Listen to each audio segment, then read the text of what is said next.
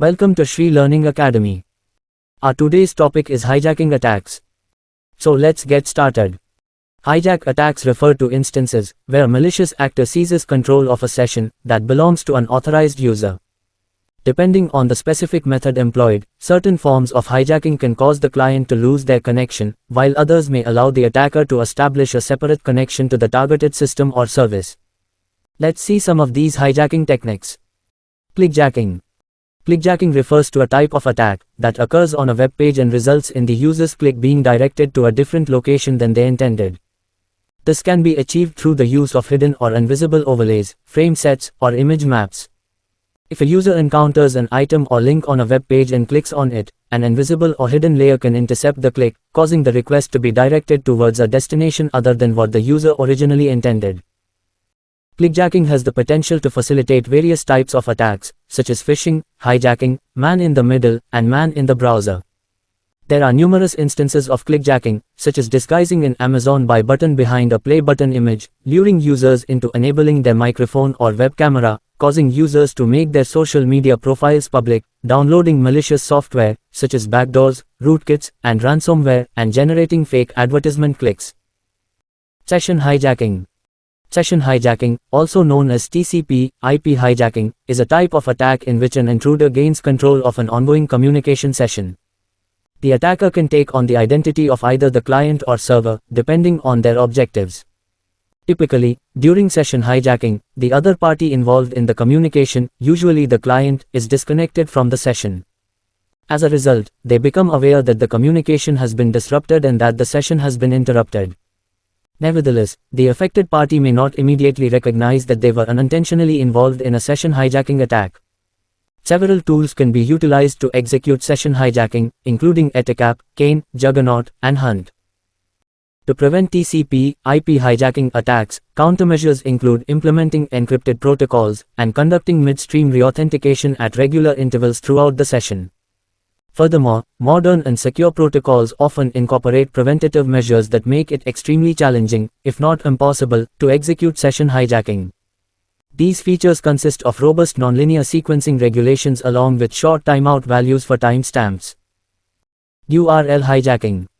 URL hijacking, also known as typo squatting, is a tactic utilized to capture traffic generated by users who mistakenly enter an incorrect domain name or IP address while attempting to access a particular resource.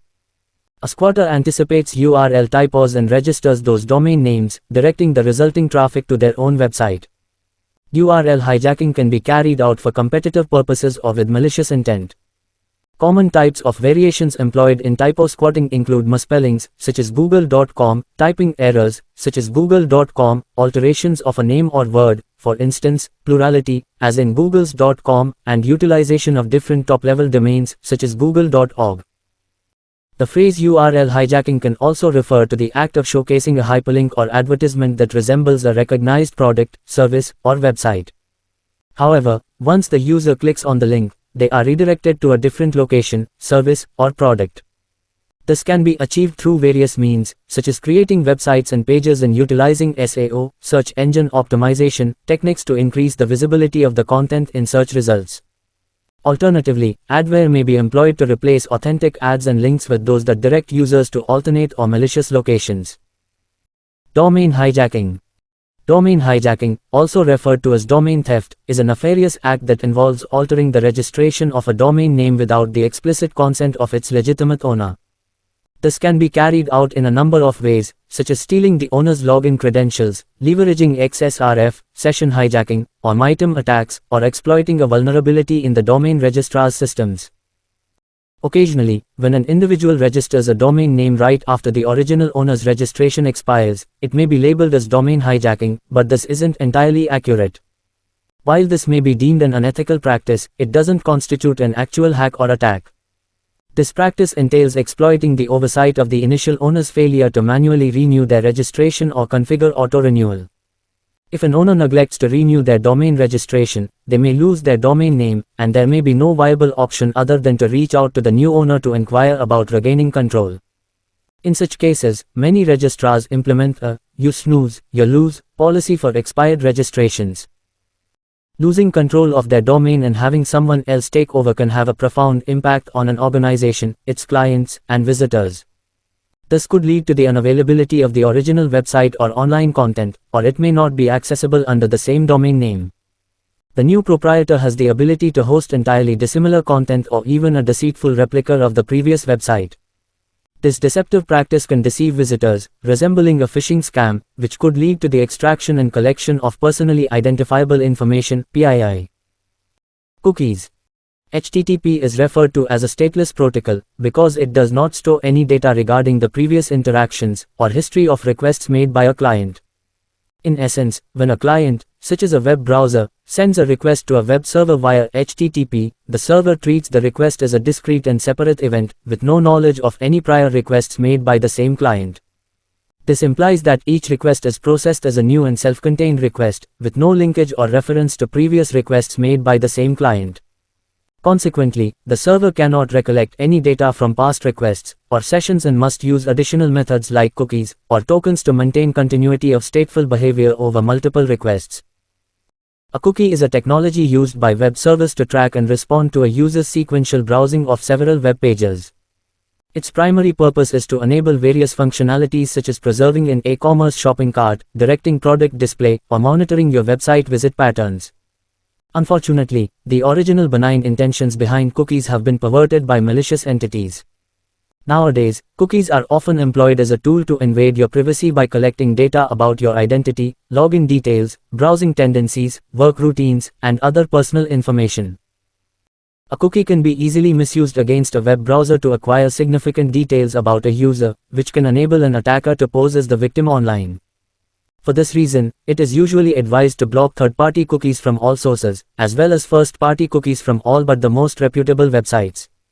Typically, reputable websites are those that safeguard your identity by not including your personal information in a cookie. Instead, these websites only store a session ID in the cookie and maintain all your sensitive data in a backend database.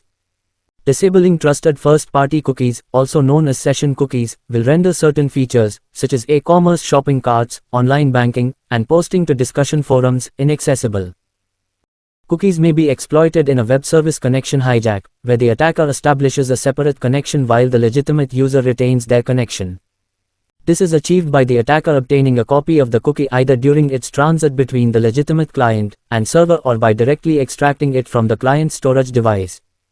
In case the cookie functions as an access token, the server will identify anyone holding it as the authenticated client who originally obtained it.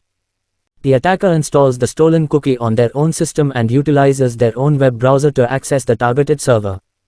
The server erroneously treats the attacker as another legitimate connection from the previously authenticated client. Websites ought to be constructed to identify and block multiple concurrent connections. Thank you so much for watching this video. Do check out the written explanation on our website and don't forget to take this quiz based on this video. The links are in the description box below. Subscribe to our channel to watch more interesting videos. If you have any doubts, do let us know in the comment section and we will try our best to solve them for you. For private coaching, do contact us by visiting shreelearningacademy.com or on WhatsApp. See you in the next one.